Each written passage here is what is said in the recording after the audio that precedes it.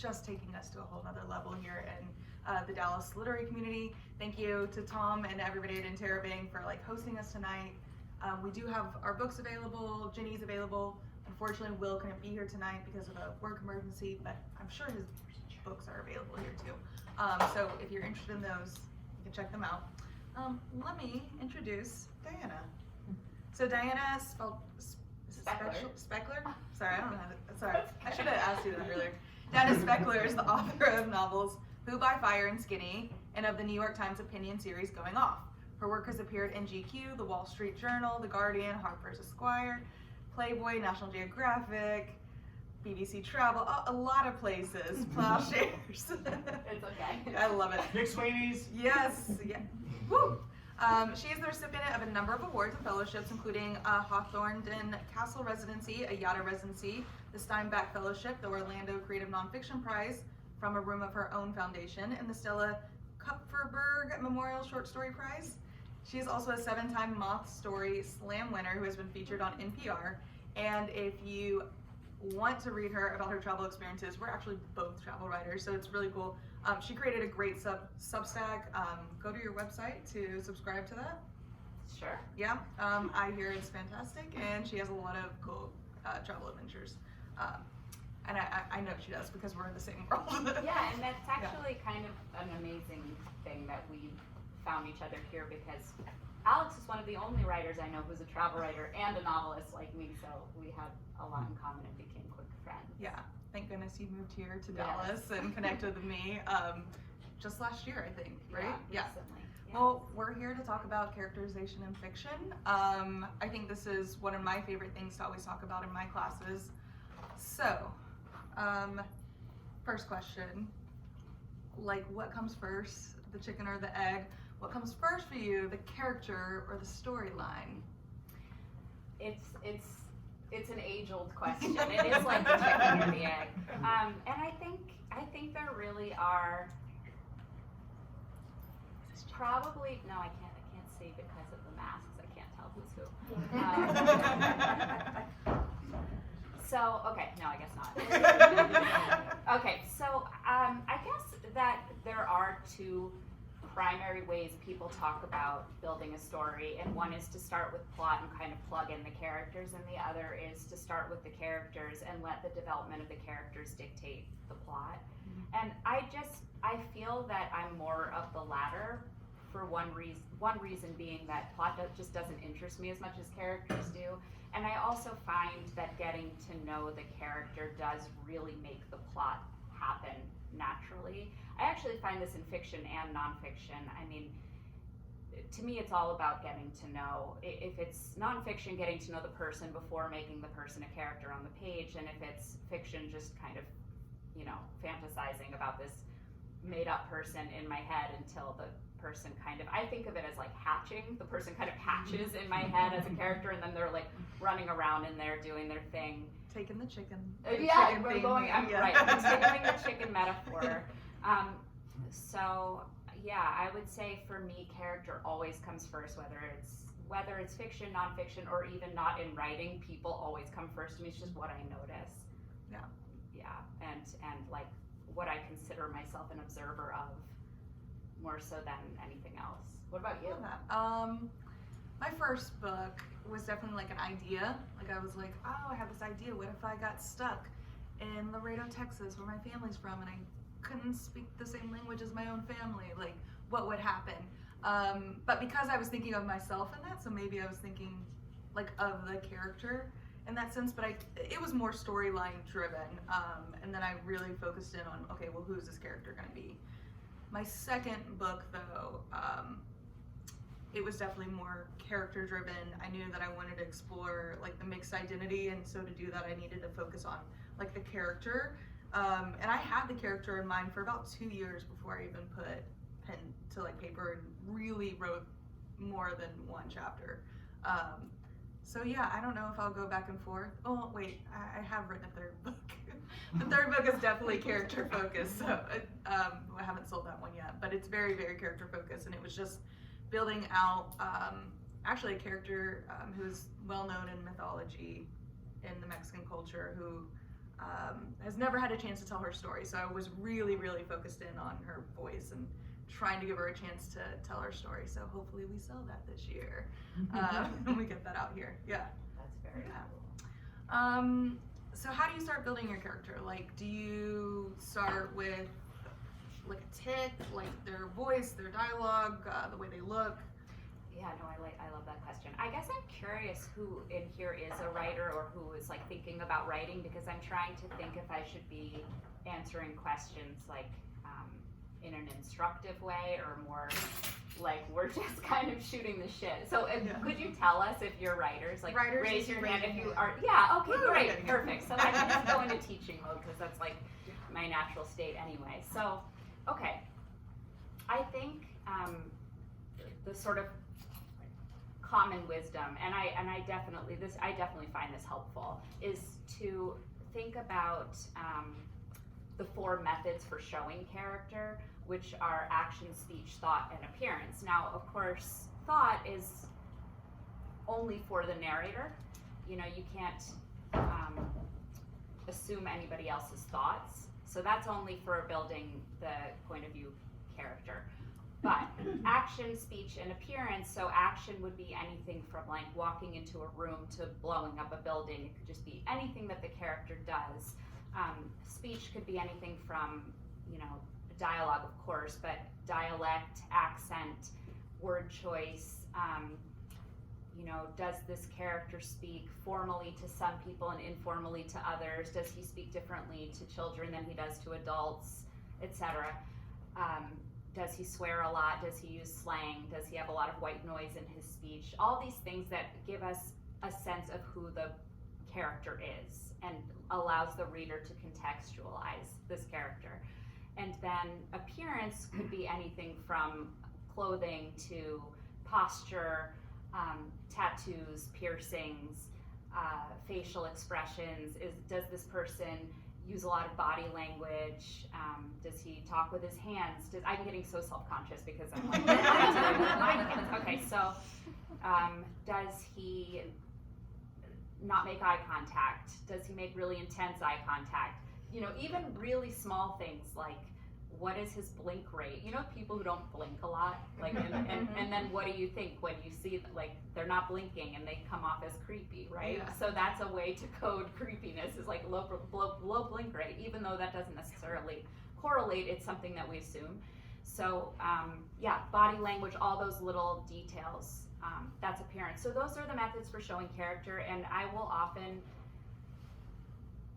tell students to start with one characteristic that you already know for sure about this character, like he's driven, and then one physical trait that in some way reflects that that characteristic. So like maybe somebody who wants a lot of attention, maybe that's something you know about your character. This person needs a lot of attention. Okay, so what would be a physical trait that would indicate that? Anybody have an idea? Like maybe blue hair, I don't know. Or like a giant mohawk or something. Yeah. Focuses on like building up their muscles, like very strong. Yeah. Yeah. And so that's where I would start. One thing you know about the character, and then one physical trait that embodies that, and then you build from there. Is this like whenever you're sitting down to like work on something, do you write this out for your own characters? I don't, because I don't take my own advice, but but it is definitely, I mean, it's something that I'm always looking for in people without even meaning to, and especially, you know, now that I do a lot of nonfiction, when I'm interviewing people, I'm looking for it all the time. Yeah. Like, what is it about that? What is this person's motivation is usually what I'm thinking, like what makes this person tick, and what part of this person's appearance embodies that, in my opinion. Yeah. I guess for me, I do the thing that you're basically like telling them is I will write like name, birthday, like where do they grow up, what does their accent sound like. I mean, I'll go through everything and have like a really long 3-page thing of knowing like what their favorite food is, what they're allergic to, the weird like tics that they have, if they're shy, do they like look down at their feet all the time when they walk? Like, and so I'll write all those things, and sometimes I use half of them, sometimes I don't, and I'll end up writing out the story, and more stuff will come, and I make sure to write that down because sometimes I forget it, and it needs to connect to something else in the story later on. But I'm glad you mentioned, like, you're not going to use all of it, because I think that's really important. Like, we always should know more about our characters than the reader does, right? Yeah, I'm not going to info dump my character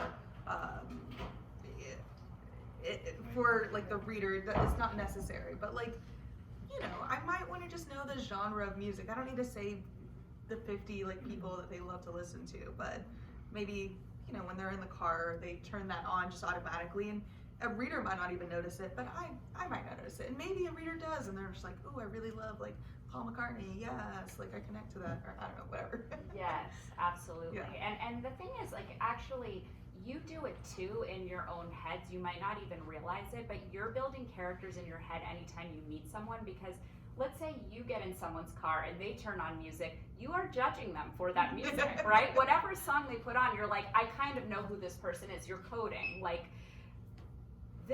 this person's listening to Paul McCartney, you're going to have an opinion about what that means about the person.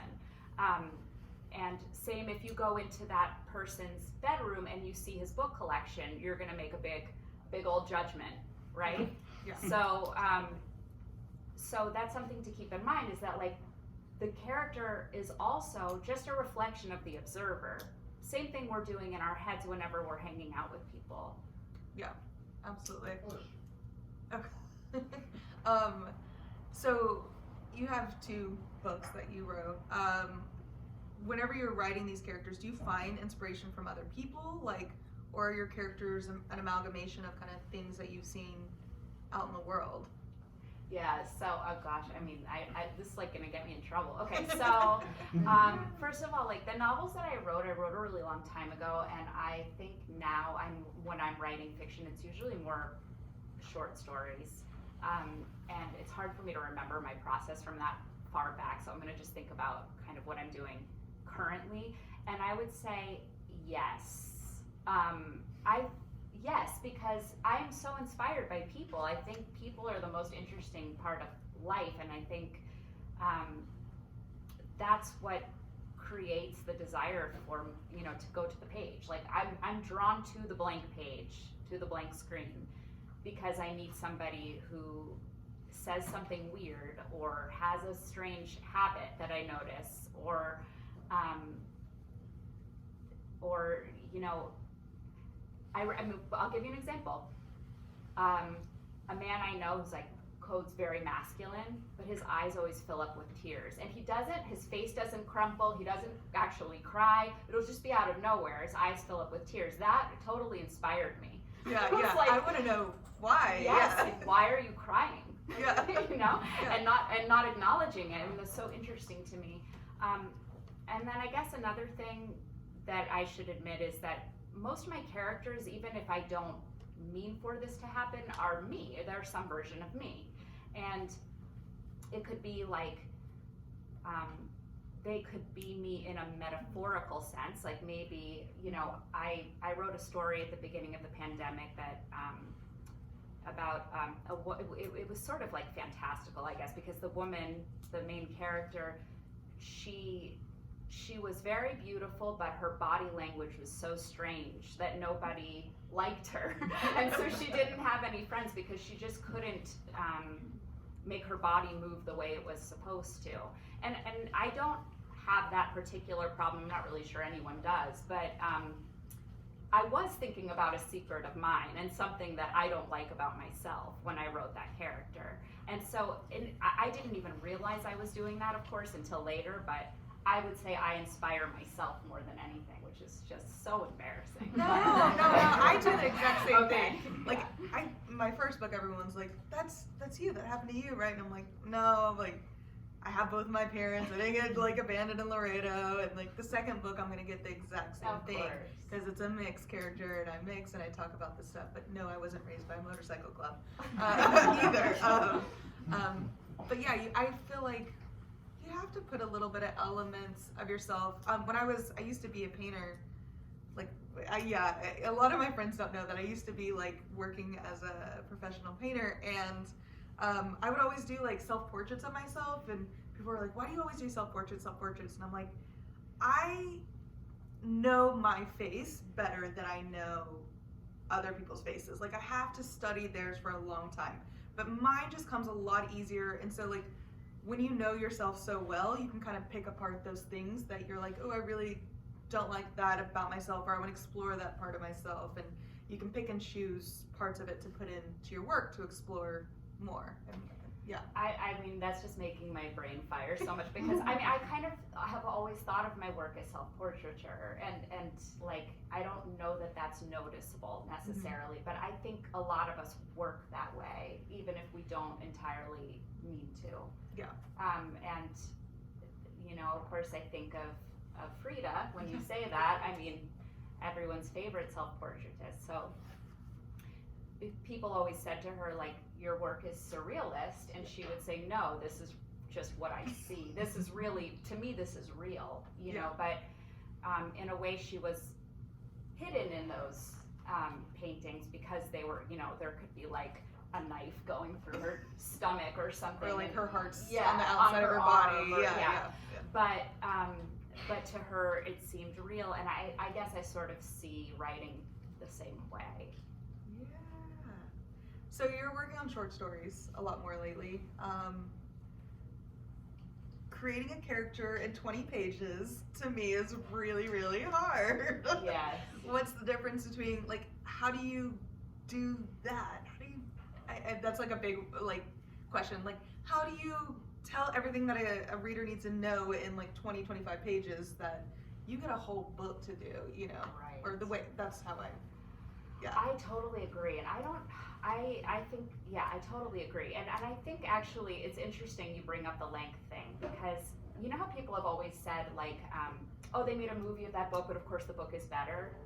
I think that has finally started to change now that there are series, because a book can become a series, and so all the character development that happened in a novel can be blown out over a number of episodes, and it's not just crammed into 2 hours. Yeah.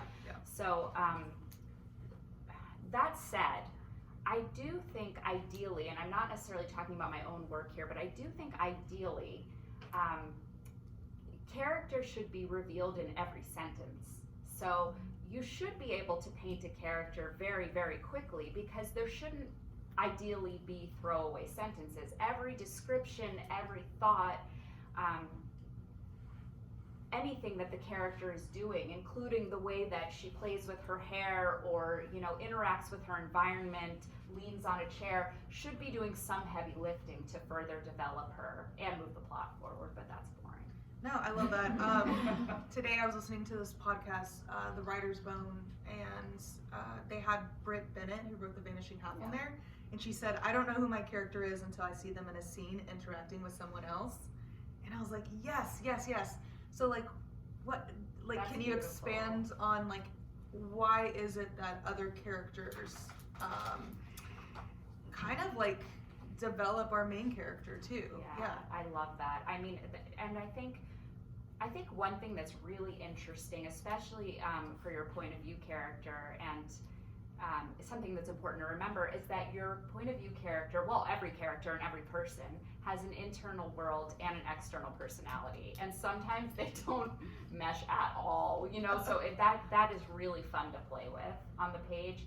So of course we can get to know your character through pages and pages of the character's internal processing, but until we see that character with all his, you know, neuroses and secrets and whatever else interacting, we don't know how honest he is, we don't know how awkward he is, we don't know how other people respond to him, we don't know what he hides, we don't know what kinds of fears come up for him when other people are involved. We don't know anything really until we see him interacting.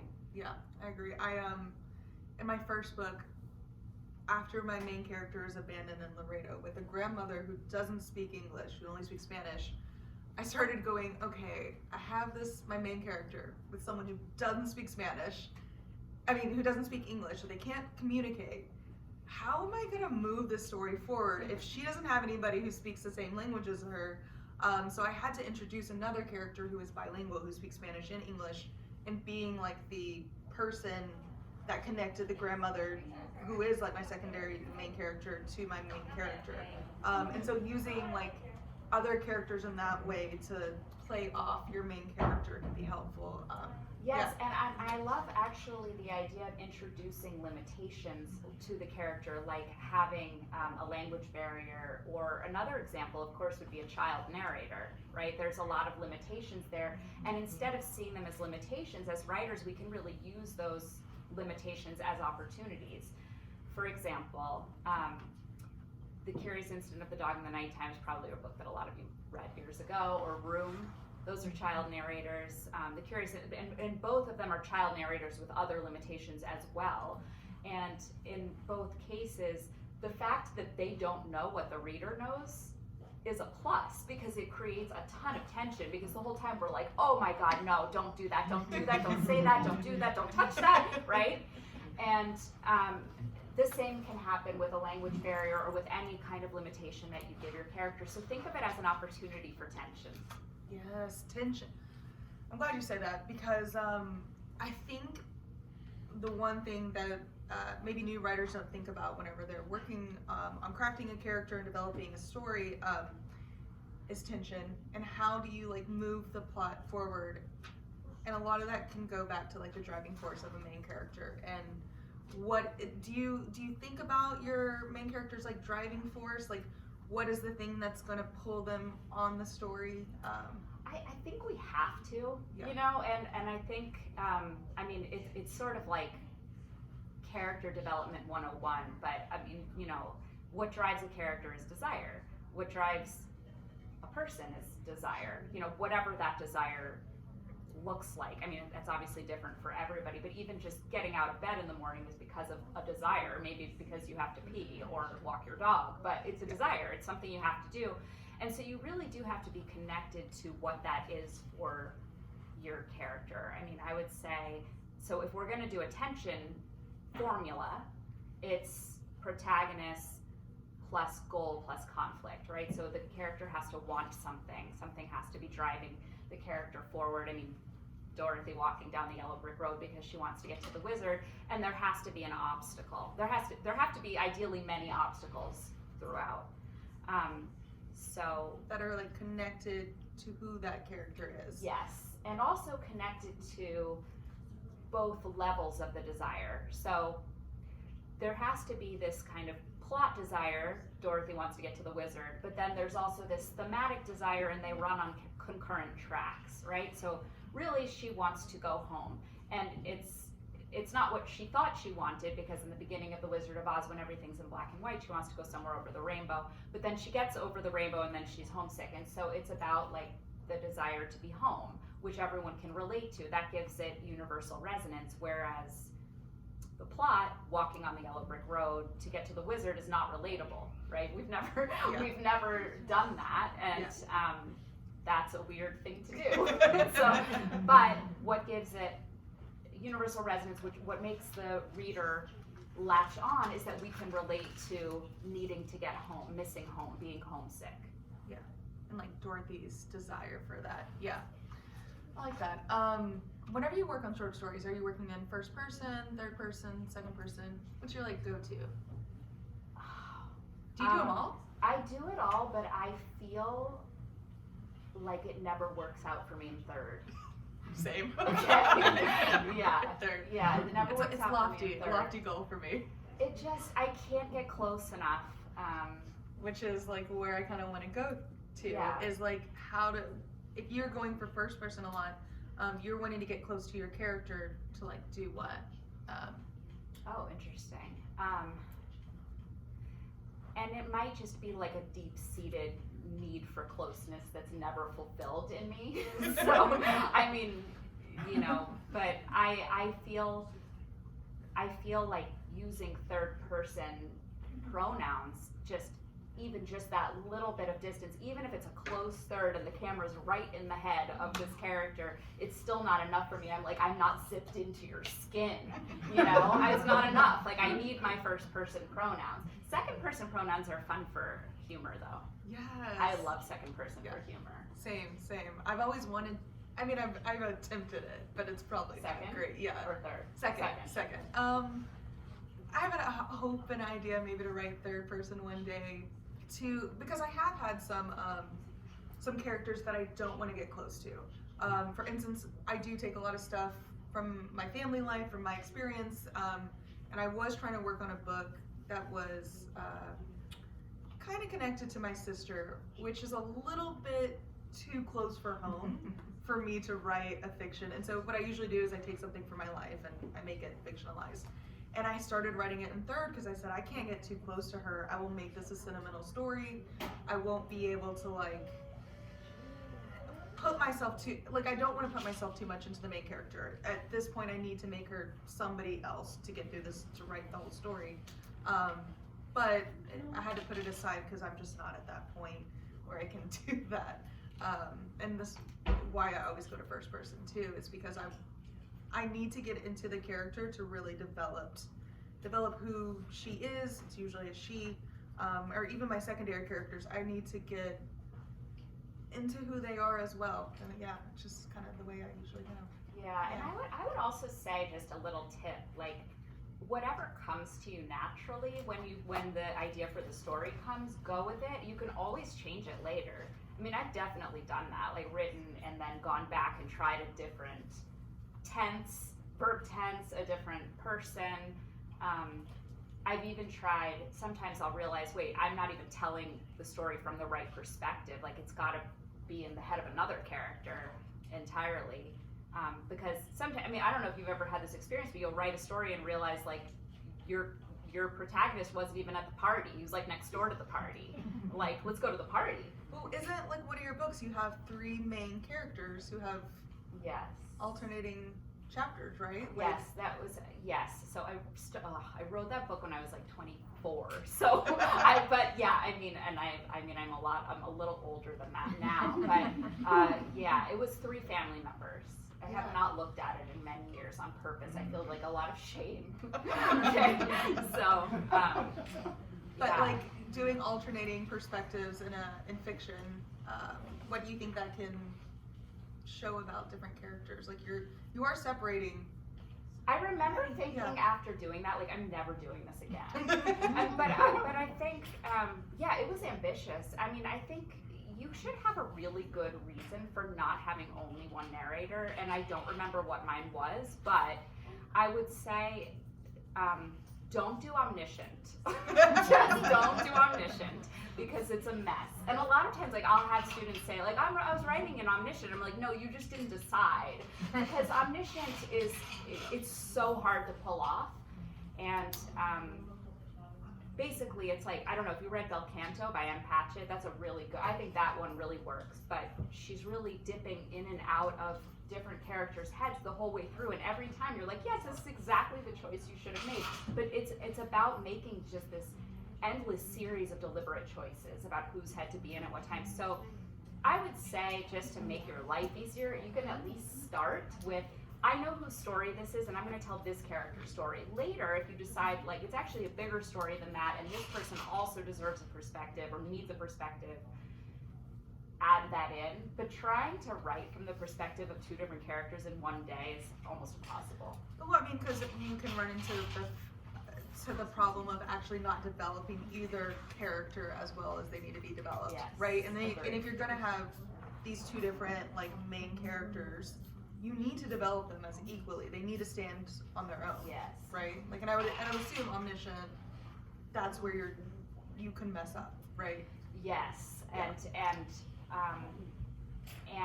yes, and check your avoidant tendencies if you're someone who can't settle on one narrator, on one character from whose perspective to tell the story, because maybe you just don't want to commit, you know? But that doesn't mean that that's what's best for the story. So you always have to think about what's best for the story. My questions would always be, whose story is this, and how close does the camera need to be? Does it need to be right in that character's head? You know, because in a first-person narration or a close third narration, the camera is like actually in the brain of one of the characters, and the reader can only see and know what that character sees and knows, nothing else. I mean, and you have to be super careful with that. Even stuff like, I blushed, that's wrong, because you don't know if you blushed. You don't know, you can't see your own face, right? So you can only see and know what that narrator can see and know. So how close does the camera need to be? Would it be a better story if the camera was way out here, like The Lottery by Shirley Jackson?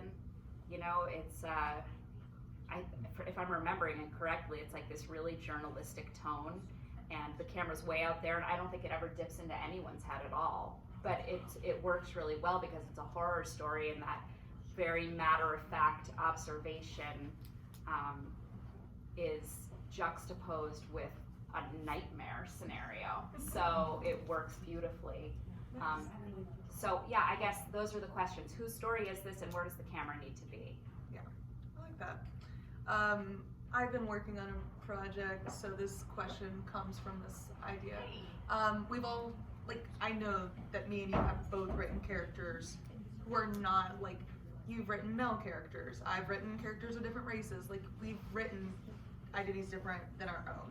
And I think this is a question that I get from people who are very scared to, like, write a man if they're a woman, to write a woman if they're a man, to write someone who has disabilities or different race. Like, how do you approach, whether they're secondary or main characters, like writing somebody who has an identity that's kind of different than your own? I think it's so tricky these days, actually. Like, I think it's something to be scared of. Really? Yeah, I do. Oh, I do try to teach not to be scared. Okay, then teach us. Yeah. I want to hear it. No, I think it's scary. I think it's become scary because people get very upset by it now. Yeah, I mean, I try to break down, what I try to tell people is you're gonna make mistakes. Like, just like, let that go. Like, let the whole holding on that I have to get everything perfect, because it's not gonna be perfect. Write out the story. Like, unless your character is a woman who only lives in a land with other women who are exactly the same race and ability and sexual orientation as her, like, you're going to have other people in their story who's going to be your secondary and tertiary characters. You don't have to, like, go after another identity as your main character. But mostly what I try to teach is, like, we all tend to have the same wants and desires, like you were talking about earlier. We all want to be loved. We all want to feel safe. Yes, there are differences, and we need to account for those by doing a lot of research and connecting with people who are different than you. So if I'm trying to write men, and maybe a particular type of man, like my book that's coming out in July, has this, like, he's a he was a vet and from a veteran. He also is in a 1%er motorcycle club, which is like they do illegal stuff, right? And I kind of looked to my uncle, who is exactly that. And this guy is like very crass, and I was like, oh, I have like a perfect example. And like, I can't get into my uncle's head, but I am very close to someone like that. And I can see his mannerisms and really try my best to like go into what that experience might be. Ask him questions about his life. Like, what was it like whenever you were in Vietnam? And what was it like when you were doing heroin in the 70s? And like, all of those things, and really just try to, you know, do research and connect with somebody, and hopefully that comes through in the character when developing them. Yeah, I mean, I think, you know, I was half kidding, not really kidding, but, you know, I mean, it is scary. I mean, you know, just, the internet is scary. It's just gotten scary. So, and I think, you know, as the world gets scarier, the internet gets scarier. So, that is what it is. But I should also make a distinction between writing and publishing. I mean, the writing, nobody's going to see it, so you should never block yourself during the writing process. Yeah. But also, yeah, I think what Alex is saying is so important, that the best thing you can do is just get to know your characters really well, so that they don't come off like stereotypes. Yeah. So the more that the character feels flesh and blood, the less that character is going to feel like a sort of like, you know, rough sketch of what you assume that you've seen on movies kind of person is Yeah. like. Yeah, So, exactly. Yeah. Yeah, I agree. So we do have some time. I want to give you all a chance to ask us questions. It can be about characterization. It could be about anything you would like it to be, relating to writing, of course. however loosely. However loosely, yeah. We did talk about self-portraiture in art too. Yes. So I'm curious if either of you have explored writing a character that evolves dramatically at some point in the book, and not and it's the character that reveals maybe something in the plot before the plot reveals it. So a character evolves or changes, and you find out later that kind of synced up with something, and That's so specific. I wonder if you're thinking of an example. Is this something you're working on? no, it's something I recently read. Okay. And it's by Carolyn Blackwood, the book Corrigan, and there's a character, an elderly woman in it, who we see inside of her head quite a bit early in the book, and then there comes a point where she becomes a little more mysterious. And I thought, now, you know, 3 chapters back, we would have known how she felt when she wrote that letter, and she just wrote this letter and had a wry smile on her face and took it to the mailbox, and we didn't learn the content. And I just thought, that's really interesting, and that's some kind of a tell for me. As the reader, I was just tripping along and enjoying the book, but the character suddenly became incongruous to me. Was this third person? Do you remember? Yes. I think And you then can do that with third. Yeah. In various characters' heads No. throughout. It was just on hers. No, we do. We get third person in one other person's head, Okay. but a lot of it is speculative by the description, which is somewhat omniscient. Yeah. So I felt like, when you said the word omniscience earlier, it kind of reminded me of it. I felt like I was omniscient with her initially, and then all of a sudden, you know, things changed. And I would not call this book a mystery, but it was something that I think was significant. It was pretty significant to the book on a deeper level. And did you feel that it was a choice the author made or a mistake the author made? Absolutely a choice. If it was a That's mistake, cool. I would have been disgusted. Yeah. Yeah. Like, yeah. No, I think that's beautiful. I haven't written that, but it's something I've been thinking about for like a book idea that I have. Kind of like, I'll just say, because I don't know if I'll actually write it, but like a serial killer who's a travel writer. But she's like I've been thinking about like, how do you keep somebody from seeing what your character is at the very beginning? Like, you give, like, as the author, it's up to me to tell you what I want you to know about my character, and so I don't have to like dump all of their information like we said earlier, but reveal it at the moment that I really want for that effect. It sounds like that's what the author did here, and I think that's beautiful, and I think in third person you can do that very, very well, because you do have some separation, right? Like, you're not in the character's head the whole time. Yeah, I mean, But- it sounds Yeah, like you would need to have multiple point of view characters to pull that off. Yeah. Yeah. Yeah, if you could make me really like and relate to the travel writer Who's who a was serial killer? You'd be know, in. I'd be like, I could see, you know, the adventure, going places in the world, going places Yeah. in the world. I like- you know, that kind of. I like trick you from seeing her serial killing by showing you like The world. Paris in the summer, and you're like, ooh, and then all of a Yeah. sudden she kills somebody, and you're like, oh, well, But you she know, gets. he must still have travel? travel. Yeah. Because I really like her. Yeah. Well, we'll see if it happens or not, but it's story idea. Thank you. Yes. It was funny when you were describing that, where you were like really like a very close third person and this older lady. I thought you were going to say that like you slowly lost some of that inner vision and she became slowly demented. And now I want to read that story. It's Corrigan? Yeah, by Carolyn Blackwood. Cool, okay. I was just gonna say, I wanted to thank y'all for saying that about that you end up doing a little bit of self-portraiture, because that's like one of my imposter syndrome, like everybody's gonna figure out I'm a hack kind of thing. Or that I feel like there's a little of me ends up in like every character I write. I don't know how you would avoid that, honestly. Yeah. Yeah. And like, No, it's just good to hear somebody else say it. Yeah.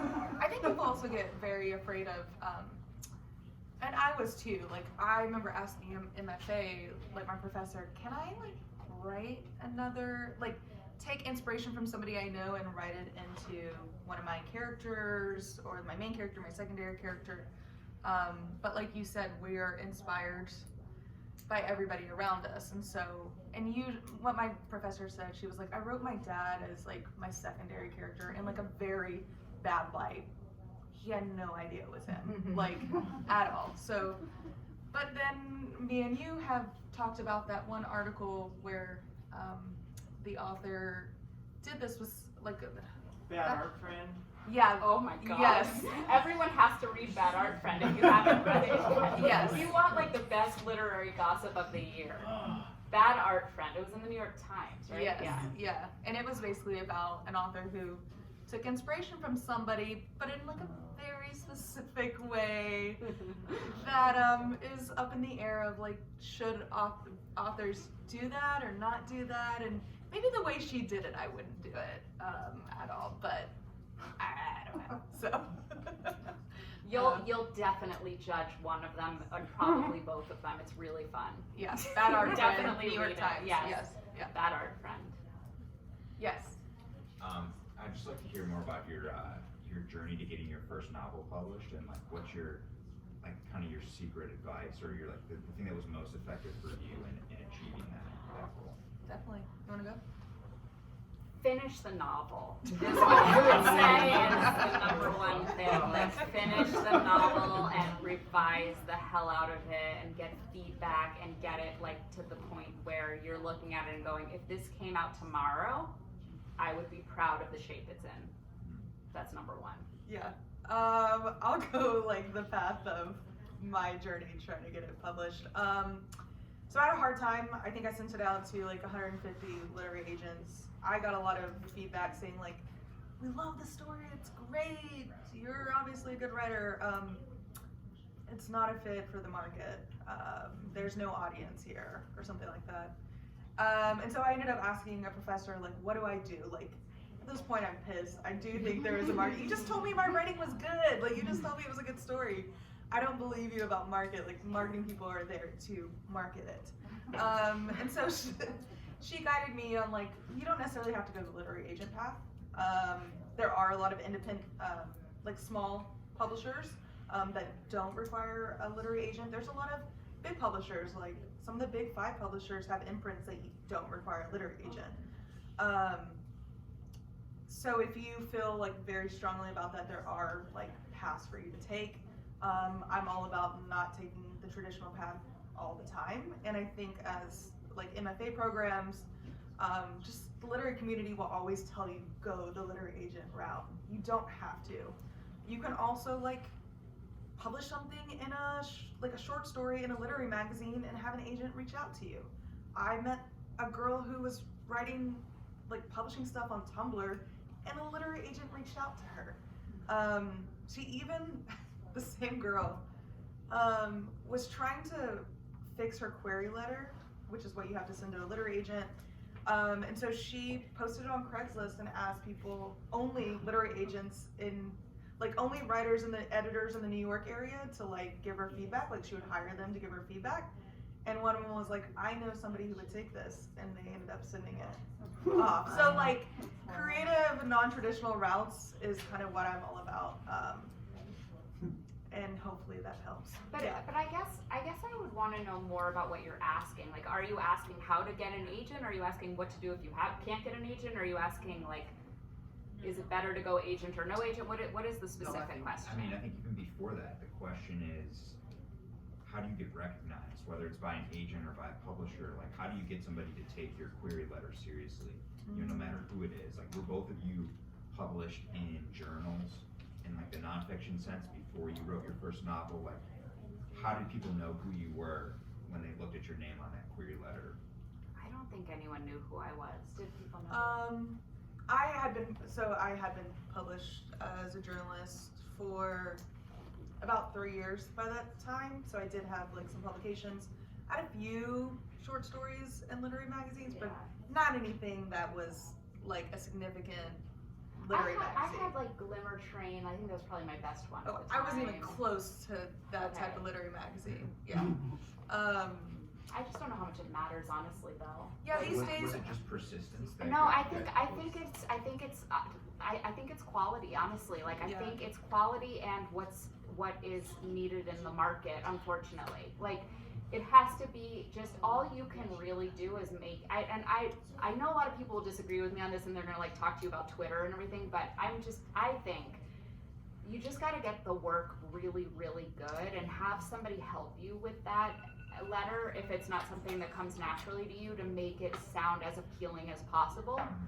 But those opening pages of the novel, if they hook somebody, they don't care who you are or where you've published or if you've published or anything. I mean, that to me that is still, and maybe I'm an optimist, but to me that is still the most important thing. It's the work. I would also say like what I did starting off was probably not great. I was kind of just sitting it to like any literary agent.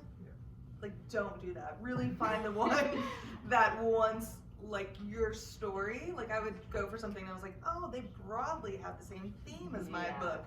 No. Like, oh God, I wish I remembered the name of the site right now, but there is like a site where literary agents go on there and they say exactly what they're looking for right now. Well, there's manuscript wish list. Thank you. That's it. Manuscript wish list. And the literary agents are on there saying, I only want this right now. Oh. This is all I That's cover. awesome. They have profiles on there. So You can even search the hashtag manuscript wish list like on Twitter, and you can find agents to follow. I mean, yes, exactly all of that. Like really focusing in, but yeah, your first chapters have to be impeccable. That query letter, they're gonna look at like maybe your background, but it's not that important. The only thing they're looking at that for is if one day, if they take you and they go to a publisher, they can like add that as saying they have some kind of platform. It's just like a little addition, but it's not necessary. But I mean, there's also, it's like for every agent who's like impressed by the Iowa Writers Workshop, for example, there might be another agent who's like grossed out by that and doesn't want to represent somebody who went to the Iowa Writers Workshop because like they feel, I don't know, people are, you just don't know what is going on for this person who's going to be reading your work. And you don't know what the market is either, because the only people who are really plugged into that are the people who have to be like agents and editors, which is why it's just so hard to try to appeal to the market or imagine what's going on in someone else's head that they might want. That's why I The guess market this is is 2 why years old too. exactly. Yeah. And like it takes a long time to write a book, so whatever the market is doing when you start your book, it's going to be different. And especially the way that like the news cycle moves now, and just the way the world changes so fast. I mean, it's just, that's why I think I am a purist, and I just say like focus on the work, because that is really all we can control. And so just make it as good as you possibly can. And if it's not wanted for whatever reason, again, you could have spent years trying to write a novel that you didn't feel passionately about to cater to some market that you're imagining, and it still could not work out. So you may as well just really get serious about the work. Write the story you feel super compelled to tell, that feels totally urgent to you. Because honestly, at the end of the day, the good novels are urgent novels. That is what makes a novel good. It's urgency. You get the feeling as you're reading, like the writer needed to tell this story, and now you need to read the story. You need to turn the pages to find out what is going to happen. That's urgency. That comes from passion. That comes from writing the book that you want to write. So, I mean, you could go on a million websites and read like the steps for what you have to do, to sell it, and those can be helpful. But that's what I know like everybody sort of laughed, but I'm serious. Just finish the novel and make it as good as you possibly can. keep coming to events like this and talking to us. Hang with us. Yes. We have time for one more question. Okay. And then I just also want to mention before we get to or maybe two questions, I saw two hands. Okay. We do have books for sale, craft books that all of our panelists suggested. We have our panelists' books for sale, and Interabang will stay open for book sales after we're done. But yeah, two more questions, Okay. and maybe we can mingle and get out of here. Cool. My question is about dialogue. What do you do to make sure that every character doesn't sound like the way you talk? I love talking about dialogue. It's my favorite part of writing. But what do you think? Well, all of your characters.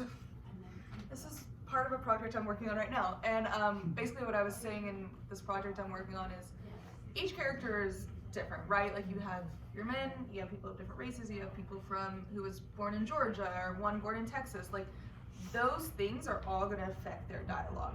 So really focus in, and at least this is what I do, is I focus in on like, okay, we have somebody from South Texas. And they're 14, and they're a boy. What's like the slang going on in South Texas for a 14-year-old boy in 1980? Like, there's slang going on there. I try to listen to people and who are in the same age range, same background, and I try to pull different things that they say based on the region and all the things that they're into. So I guess that's a start. Yeah, no, I think that's really important, that's like accuracy stuff, and that is super important, because, I mean, I definitely have read manuscripts, not like published, but just, student work where it'll be like historical fiction and like someone's talking about like using slang from today, or like talking about their cell phone, or I don't know, they're like on the Titanic or something. So, the accuracy is super important. I love thinking about subtext. I love thinking about, I think there's nothing more telling than what comes out of someone's mouth. And often what doesn't come out of someone's mouth, again, it's that tension between what a person is saying and what a person is thinking. I mean, even something like, I'm fine.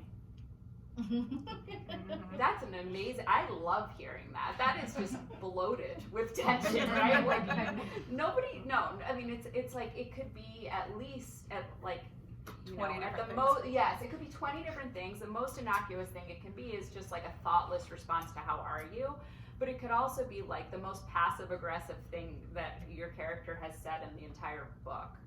I'm fine, or like when someone says something like, are you gonna clean that?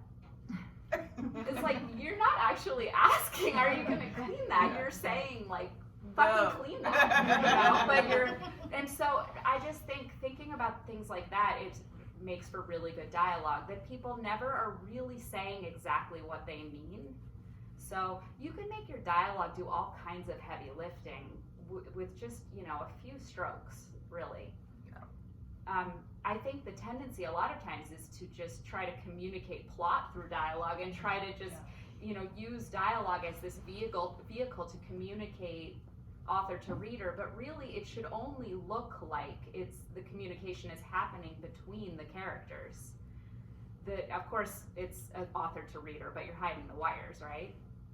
So, another thing to remember is the better people know each other, the less they have to say. If you think about the conversations you have with your spouse or with your best friend, like how one word can make the other person laugh, or like no words, just like an eyebrow lift can make the other person laugh. Or I worked in a bar for a very long time, and I remember like the bartender and I would communicate across the bar with our faces, like, because we had just been working together for so long and we were good friends, and I would think about that all the time, how there are all these ways to communicate, and that is like the most fun thing in the world, to get on the page, like the various things the things that people don't have to say to each other. Bad dialogue is usually overblown dialogue where someone is over explaining something to someone who doesn't need the explanation. For example, like, honey, let's go to that restaurant down the road where we went last weekend where we met your friend, Brian. You know, it's like, no, you would just say like, let's go to the place we were with Brian. Yeah. It's shorthand, okay? So those are the kinds of things that I think make it really fun.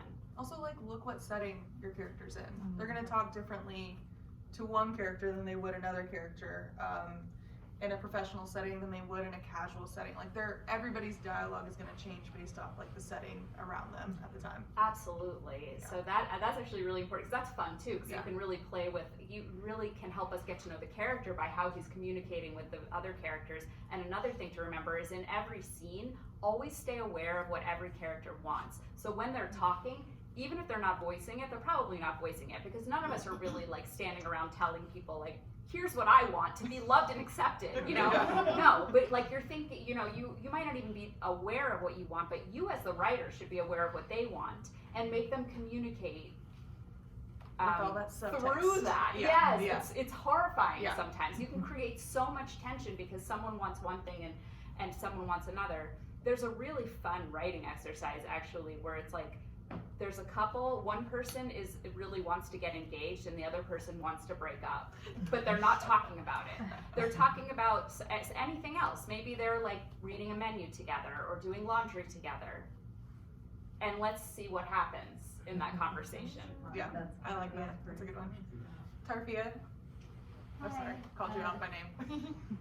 Are y'all writing about the pandemic, and has the pandemic impacted your process at all? Gotta just go dark, don't Yeah. you? Huh?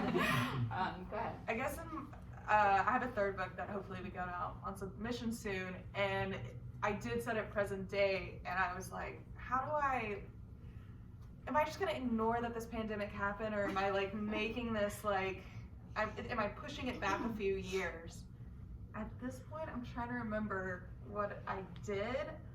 I think I just pretended it was a few years ahead of now, because when it gets published, it'll be 2 years ahead of now.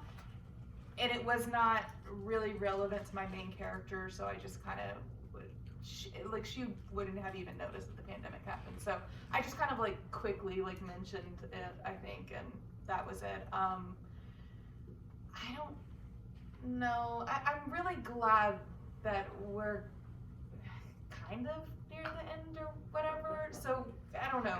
Anything that I write this year, like any new book that I start, it's not gonna get published for another like 3-4 years. So we'll have some time between now and the pandemic, and I can just like set it at that time and not have to deal with it because I don't want to necessarily. Because it's super boring to have everybody talking through masks. And yeah, it's boring in real life. It's boring. Yeah. I think it's traumatic. It's traumatic too. So the other thing that I think is important to mention is that there's something that temporal distance affords artists. So I don't think we're necessarily ready to be writing about it. I mean, you could see like the 9/11 novels all came out kind of like 10 years later. Yeah. Because no one really knows what to make of a situation when we're in it. Now, there is something to be said for like the really raw writing that comes, like you write the heartbreak book while you're heartbroken, sure. But I think it's probably hard to do it well, to write well about the pandemic while we're in the pandemic. We're still not out of it. Right. Yeah. Right. Yeah. Although I will give a plug for your piece in the New York Times about pandemic romances. Oh, yeah, okay. So you are writing about it. I've written a lot about the pandemic because I do so much nonfiction. So I wrote about like nude selfies in the pandemic. That was in the New York Times. I think the pandemic romances one was in the Guardian. Oh, okay. And I did, yeah. And then the short story I was talking about, the body language, that was COVID porn. I was solicited to write COVID erotica, and that's what that was. That's one of the stories I'm most proud of the last couple of years. Actually, it actually turned out to be more like a love story, than porn, which I think disappointed the editor, but I felt comfortable. So. I was going to suggest that before it's over, that short story and essay are the ways to deal with it immediately now while you're in the middle of it. Oh, that's To true. get like a novel perspective, you've got to get through it and get that temporal distance you were talking about. That's I really agree. That's probably why you've been writing that kind of stuff. Yeah, I mean, I think for nonfiction, The lyric versus the epic perspective, right? ooh, And we still don't know how it's gonna play out. So we're Yeah. still in the middle of the long term. yes. I like that. The I essay like right that. now. Because it's essays about the moment. Yes, and that's the thing is like those essays were very much like kind of taking the temperature of what's happening right now and like here's something that I see. It's sort of like trend pieces. Yeah. Yeah. So those of course have to be more immediate. I like that. Well, this is a great way to end. Really great questions. Thank you for all being like engaged in this conversation. I'm sorry our two panelists were not able to be here, but we hope to have them in the future. I think our next one is going to be May. Yes, May. So stay apprised, stay connected to newsletters with writing workshops and the Writers Garret. Thank And you you again. can like ask us we'll mill around a little bit, like yeah. we're not gonna run off, so Yeah. But we're happy to talk. And also make sure you attend Dallas Literary Festival in March. Huge schedule. I'll be reading. I will also be moderating a bunch of panels there too. So thank you. I'm really glad to see the literary community come out. This is our first in-person Lit Talk, and this just made me really happy to have you all here. So thank you. Thank you all.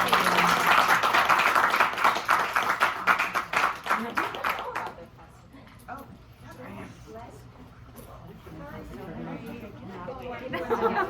Oh, yes, but also I was going to do one of do you want